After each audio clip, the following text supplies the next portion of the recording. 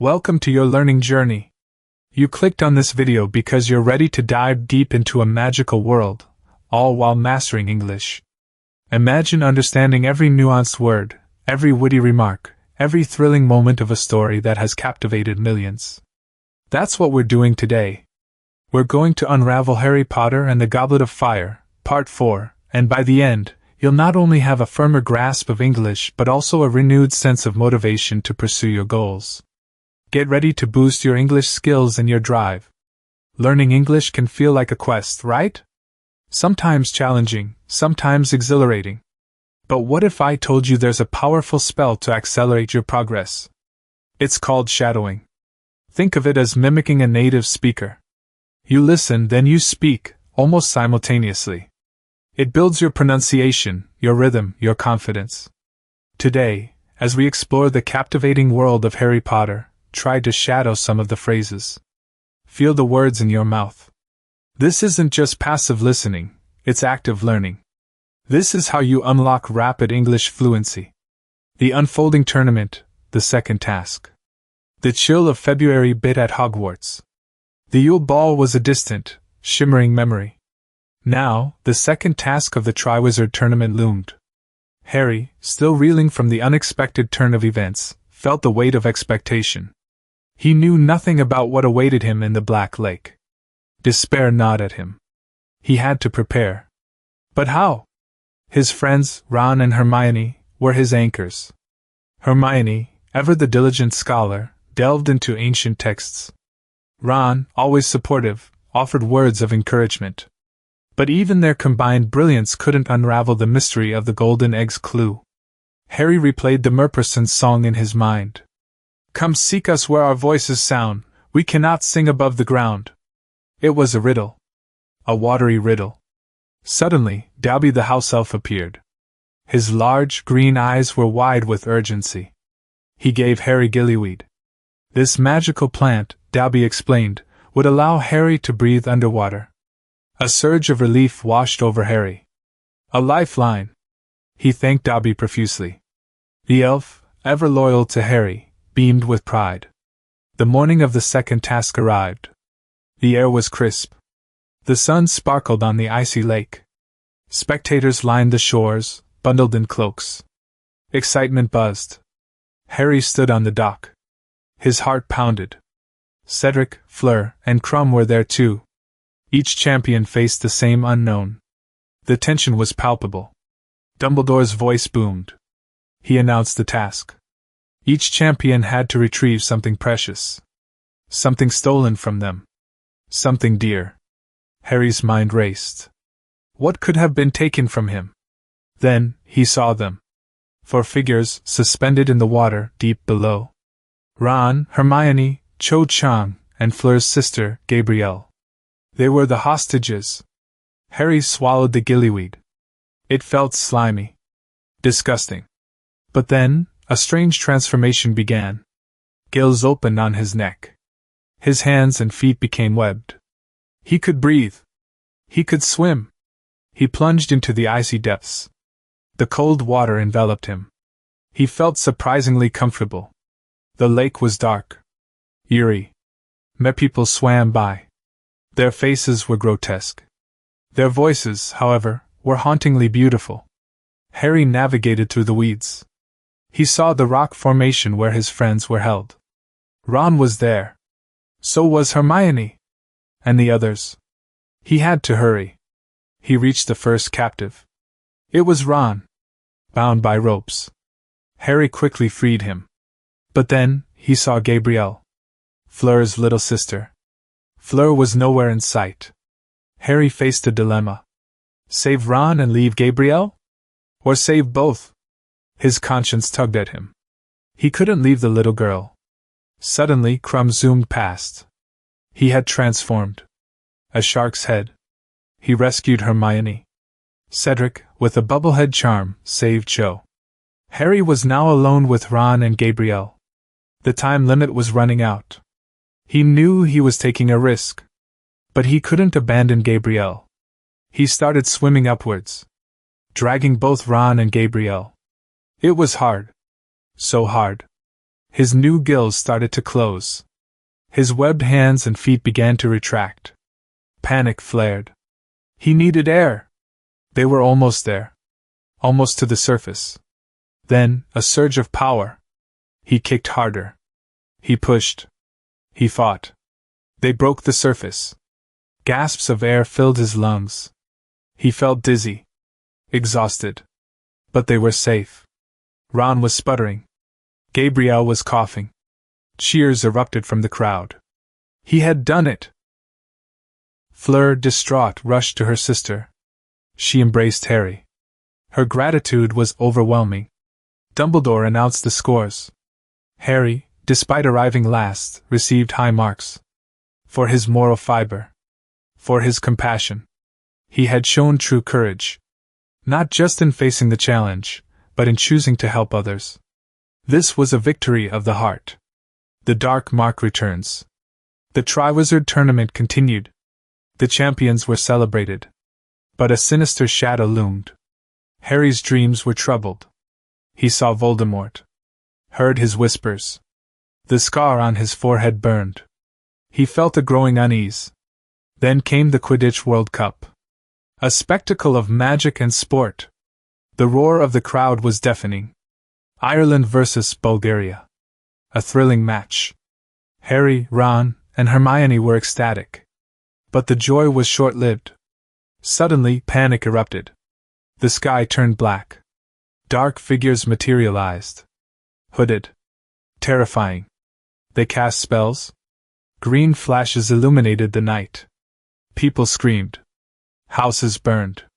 The dark mark appeared in the sky. A giant skull. A serpent emerging from its mouth. Voldemort's sign. Fear. Pure fear. Harry, Ron, and Hermione fled.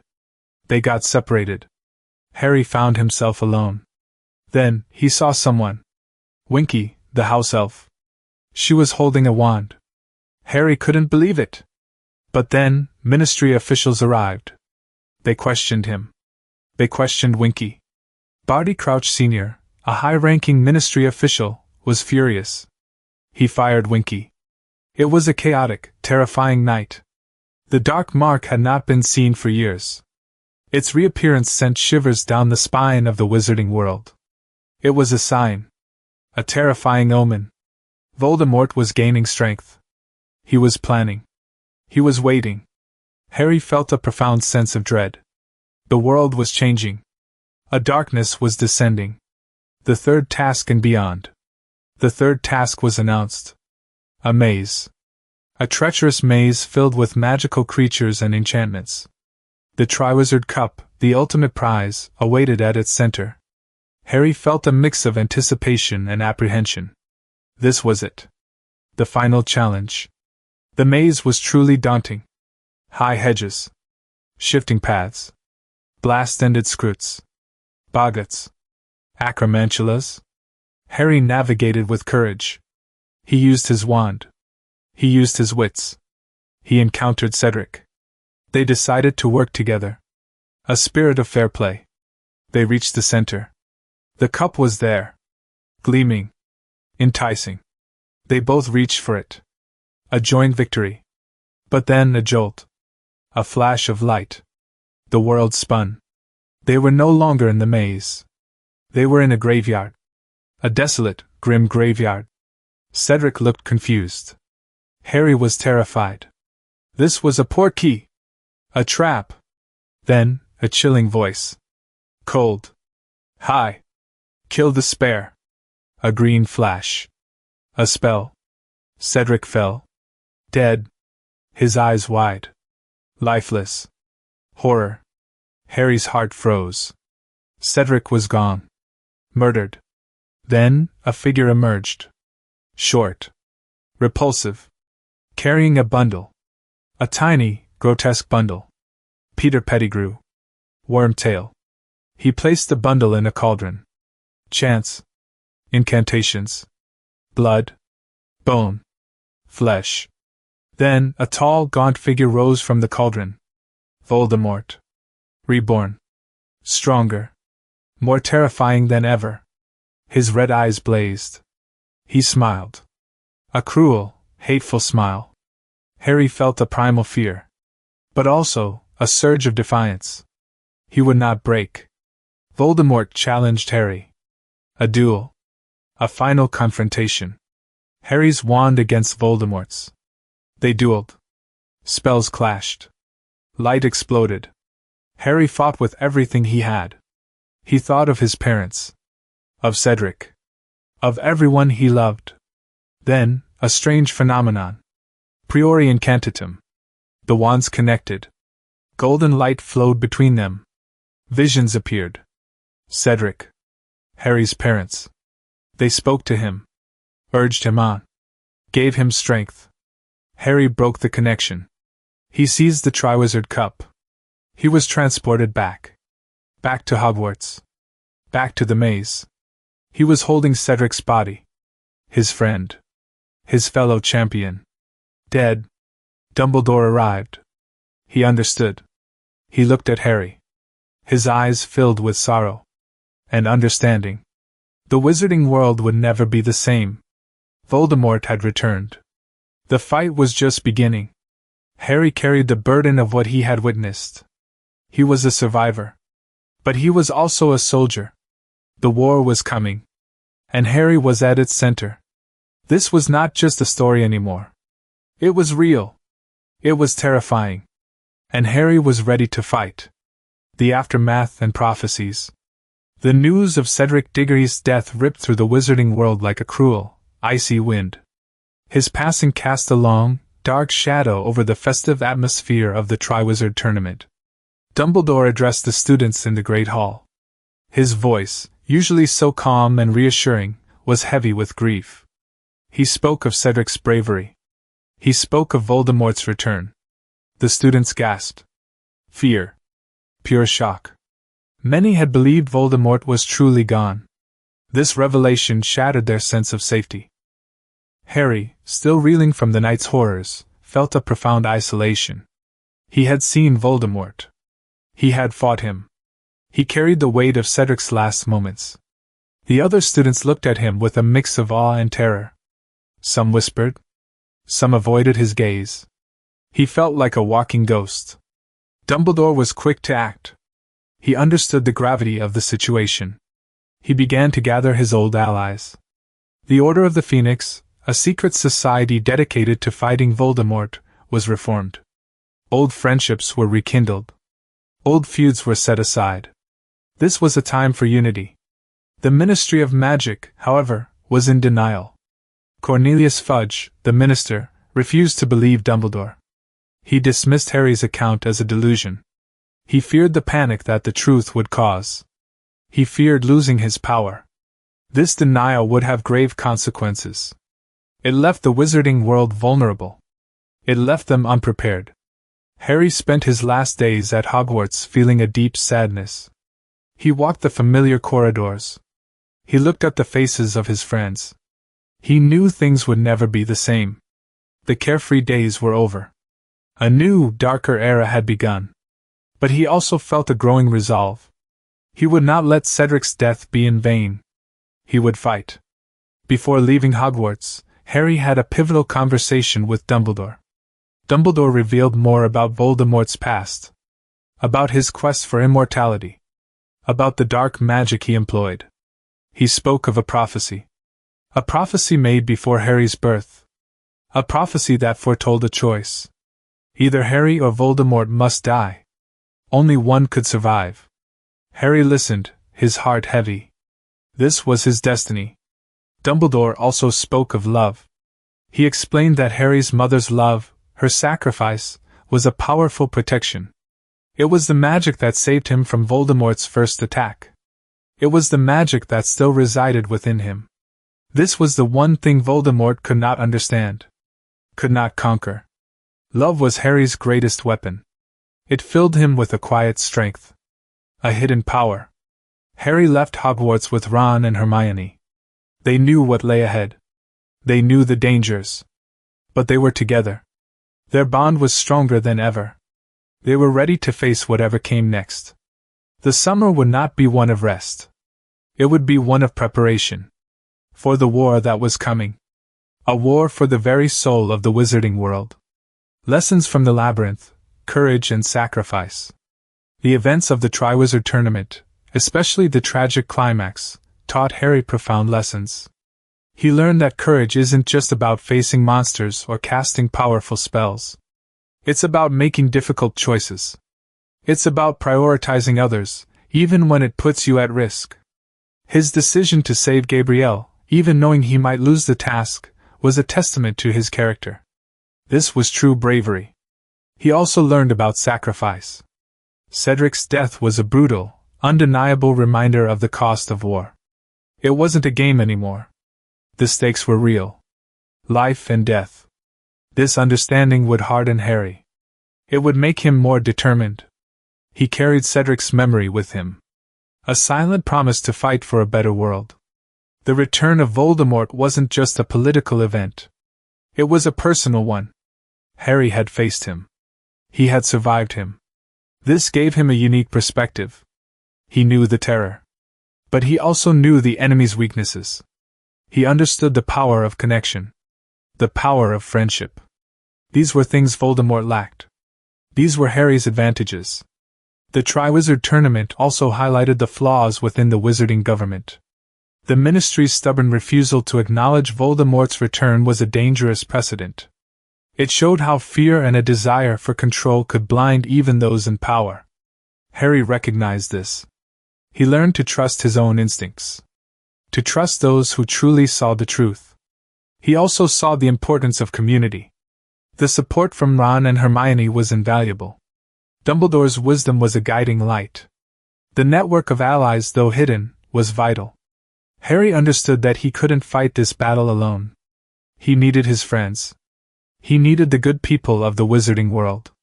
This was a fight for everyone. The journey through the labyrinthine third task was a metaphor for life itself. It was unpredictable. Full of challenges. Requiring quick thinking and adaptability. Sometimes you have to collaborate. Sometimes you have to stand alone. But always you must move forward. Even when the path is dark. Even when fear threatens to overwhelm you. Harry emerged from the tournament a different person. He was no longer just a boy. He was a survivor. A leader. And a symbol of hope. The weight of prophecy rested on his shoulders. But he was ready. His heart was filled with courage. His spirit unbroken. The fight for justice, for truth, had just begun. He was prepared. Your English journey continues with power. Wow! What an incredibly intense and profound journey we just took through Harry Potter and the Goblet of Fire, Part 4. We didn't just read a story. We experienced the heart-pounding terror, the profound sadness, and the surging courage alongside Harry. And while doing so, you were actively engaging with the English language in a powerful, immersive way. Think about the challenging vocabulary we encountered. Nod, profoundly, palpable, treacherous, portkey, chilling, repulsive, incantations, prophecy, revelation, precedent, metaphor. Did you understand their meaning and context? Did you feel the emotions they conveyed? This is the beauty of learning English through compelling narratives. It's not just about definitions, it's about feeling the language. Remember what we emphasized about shadowing? It's not just a passive activity. It is your active secret weapon for language acquisition. By listening to these descriptive sentences, these emotionally charged phrases, and then speaking them yourself, even if just under your breath, you are literally training your brain and your vocal cords. You are improving your pronunciation. Hearing and mimicking sounds helps you articulate words more clearly. You are teaching your tongue, lips, and jaw the correct movements. Mastering intonation and rhythm. English isn't just words, it's the music of the language. Shadowing helps you pick up on the natural rise and fall of sentences, making your speech sound more natural and fluent. Expanding your vocabulary naturally. When you shadow, you're not just memorizing words. You're internalizing them in context, making them much easier to recall and use in your own conversations. Boosting your confidence. The more you speak, the more comfortable you become. Shadowing removes the pressure of forming your own sentences from scratch, allowing you to focus purely on the sounds and flow. This builds the confidence you need for real conversations. Enhancing listening comprehension. When you actively try to reproduce what you hear, your listening skills sharpen dramatically. You start noticing nuances you might have missed before. This isn't just about learning English words. It's about learning to think in English. It's about building an intuitive understanding of how the language works. It's about making English a part of you. So, what's next for you, my dedicated English learner? How do you take the incredible progress you've made today and amplify it? The answer is simple, yet incredibly powerful: consistent, intentional action. To truly solidify what you've learned today and to continue your unstoppable progress, here's your clear, actionable plan. Re-listen to this video, at least 3 times. Each time, you'll pick up something new. Focus on different aspects. Actively shadow key phrases and entire sentences. Don't just listen. Speak. Say them out loud with power. Feel the words. Focus on the emotional words. Try to convey the same feeling in your voice as you shadow words like fear, horror, shock, crazy, amazing, terrifying. This adds depth to your speaking. Practice daily, even for just 10 to 15 minutes. Small, consistent efforts yield massive results. Find other stories you love and apply the shadowing technique. Your passion will drive your learning. Believe in your progress. Every word you understand, every sentence you shadow, brings you closer to fluency. You have the motivation. You have the secret technique, shadowing. You now have a clear path forward. Your English journey is not just about learning a language, it's about unlocking new opportunities, new connections, and a new, more confident you. Don't let anything stop you. Keep that fire burning within you. You are doing an exceptional job. What amazing story will you explore next to continue your rapid English growth?